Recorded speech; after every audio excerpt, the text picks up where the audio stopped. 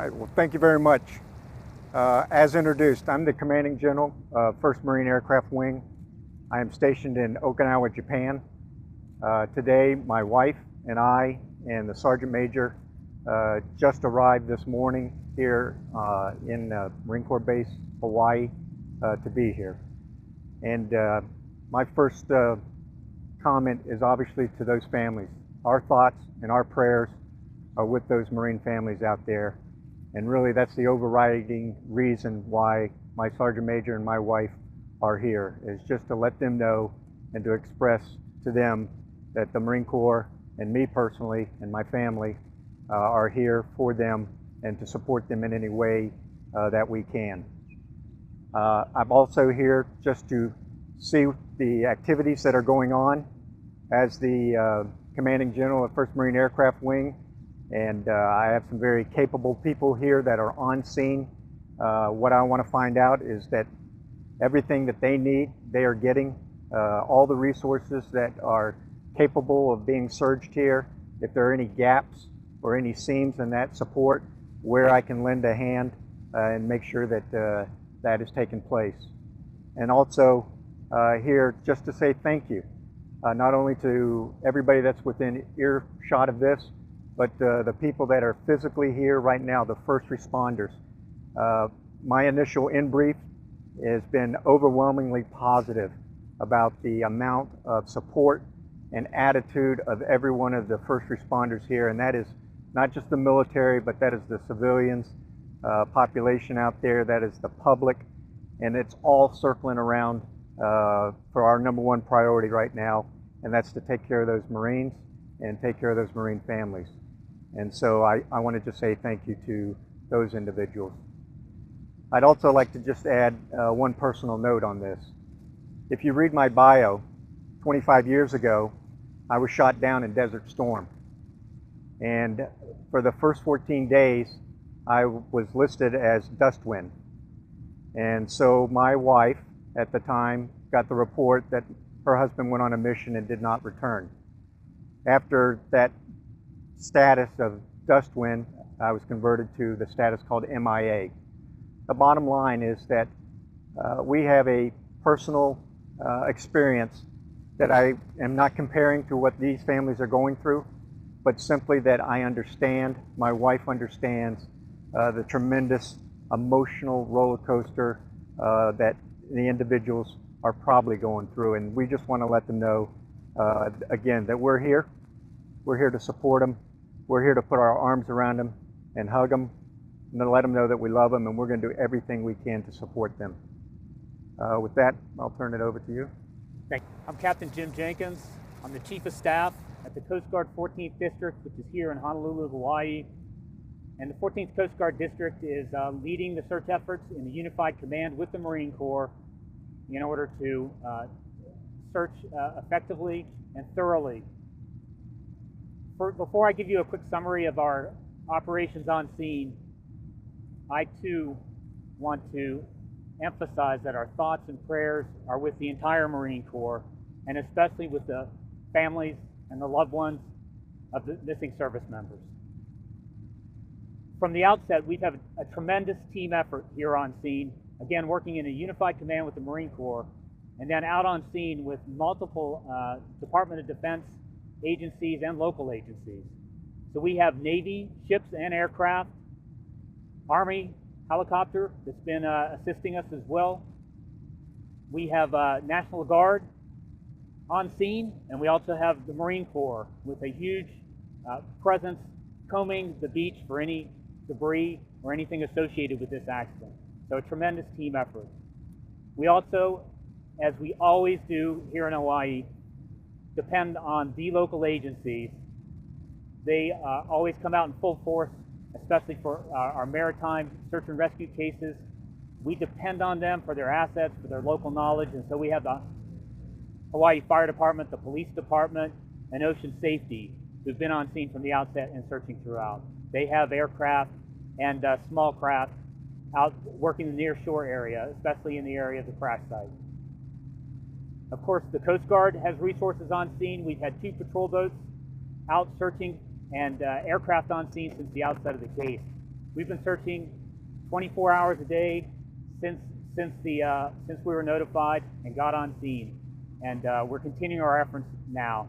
So thank you to all of those agencies for the tremendous team effort. The Coast Guard manages the case. We have sophisticated computer modeling software that helps us direct the actions of all of the search assets. We look at where things are drifting, we lay down search patterns, and we provide that command and control oversight. As of the end of today, we will have completed more than 75 sorties, a sortie being an individual search, and that's just for the offshore assets. That doesn't even include the efforts of our local responders, fire department, police, and ocean safety, who have been working near shore in multiple searches every day. So a tremendous team effort. We are dedicated to trying to locate and bring back these service members, and we'll continue our efforts throughout today with all of those search assets. The floor is now open for questions. Thank you. Wyatt Olson with Stars Defense. I'm wondering what the protocol is for how long a search like this continues for survivors. So we are still searching for survivors. That's an important point to make. And the Coast Guard has very specific protocols to make a decision for how long to search. A whole checklist, and then a subsequent vetting process to make sure that we get it right. We'll make that decision in conjunction with the Marine Corps, and we'll use the information collected by all of these resources on scene. So every day we're analyzing what we've done. We analyze the likelihood of any survivors, and we'll continue our efforts as long as is needed, using those decision-making protocols. Before we stop, we will notify all of the family members, so they will have advance notice that we're intending to stop, and we will notify the press before we stop as well. What exactly has been found? So there has been debris collected. It's coming together, being consolidated by the Marine Corps for a subsequent investigation, determination, potentially of the cause of the accident. We can't speak to it right now. It's still coming in from some of the afloat assets that have been out on scene all along, so we can't get into the specifics of what have been found, but there has been debris found consistent with these types of aircraft. On board the aircraft, are there beacons? To my knowledge, on the CH-53 Echo, not the kind that you're used to, like airliners, crash survivable type beacons. No. What is the area that has been, the debris has been located in the town? So it's all been located on the North Shore, from a little bit to the east of here and some to the west as well. So and offshore and some few pieces just near shore. So we continue to collect the debris that's been collected by the search assets that are out on scene, and consolidate it and determine. So some might just be debris from that's floating out in the ocean. Some might be debris from aircraft. We have to validate, verify what we collect, and then as I said, use it going forward. Have you narrowed or limited your search efforts based on finding the debris and your narrowing of the area? So a search tends to evolve with a specific location. In this case, we had an area because we didn't know exactly at the outset where the aircraft might have gone down. We then drift that area over time. So in fact, the search area gets larger over time. We use modeling to lay down a probability grid of where things might be, and then try to cover that as thoroughly as possible with the resources that we have. I would say we have covered, by the end of the day, this term is a bit confusing, 15,000 square miles of search effort. So that's not an area, but rather overlapping searches. 15,000 square miles of effort will have been covered by the search assets. We're still operating along the North Shore with most of our searches, and offshore. It's day 3 for the search. Are you doing anything differently as far as how you're conducting the search? So we do use information we collect over time to inform our searches. Where debris is found might affect that. We use our computer modeling to drift the area. We have to provide some of our on-scene resources with relief. I would say this has been a challenging case in part due to the weather. When we got on scene, of course, there were huge swells, 15 to 20 foot swells. Fortunately, they're laying down, but as you can see, it's still rather rough out on the ocean. We did have some concerns with visibility early on, although it's very clear today. So staging the assets to keep a continuous search is part of the effort. We have had Navy destroyers out there. We still do have one out there, and so we've rotated those out, and we've asked for some additional resources to focus our efforts in other directions too.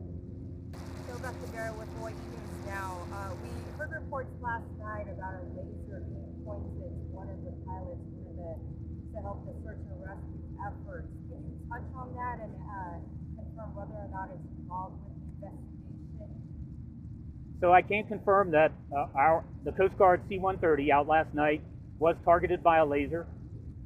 Fortunately, the impact was minimal. Sometimes those do cause the aircraft to have to land, and for medical evaluation, that wasn't the case here. We did have to adjust the search. They did have to deviate from their search pattern when they were targeted. I'd like to emphasize that activity is illegal. It's against FCC regulations, that if we determine who did it, we will try to prosecute to the fullest effect of the law, and that it will hinder our search efforts if that occurs. Going off of that, HB opened a laser case Thursday night around the same time of the crash, so you confirm whether or not that is actually involved in the investigation of the whole search and rescue effort. So of course the investigation will take place. Right now we're focused on active search and rescue for any survivors.